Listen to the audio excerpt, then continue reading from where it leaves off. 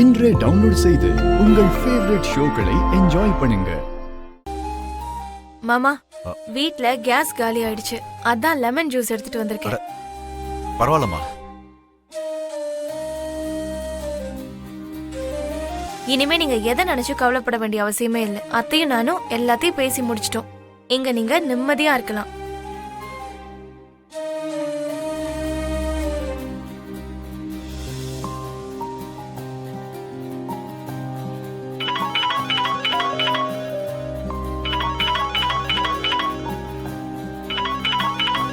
மாமா, அப்பா போன் பண்றாரு.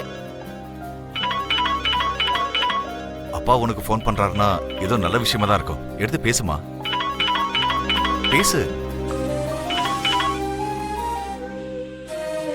ஹலோ. ஹலோ. பூமி, நான் உங்க அப்பா பேசுறேம்மா.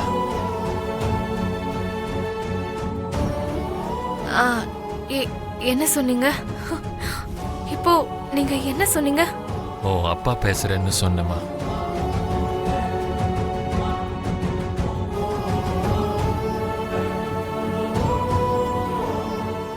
இப்போதான் உங்களுக்கு உங்க பொண்ணு ஞாபகம் வந்துச்சா?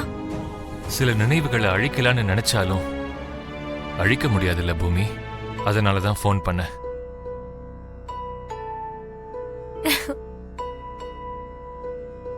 சொல்லுங்கப்பா, இப்போ நான் என்ன பண்ணணும்?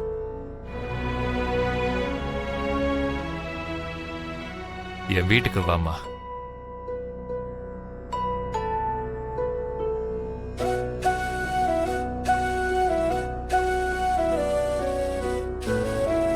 நில்லு.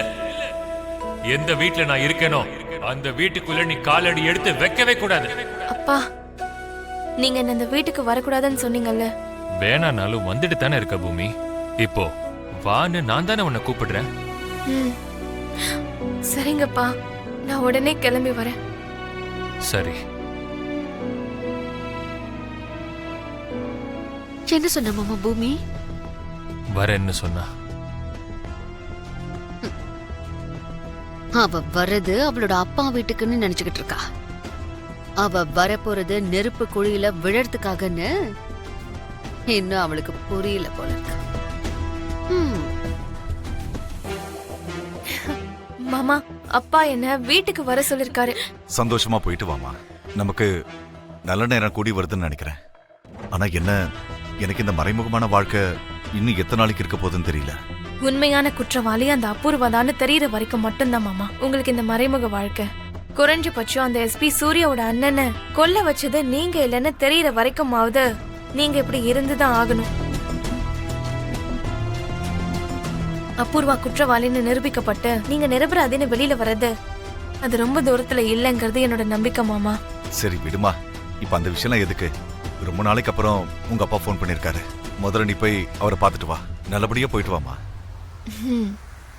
சரிங்க மாமா, நான் போயிட்டு வரேன்.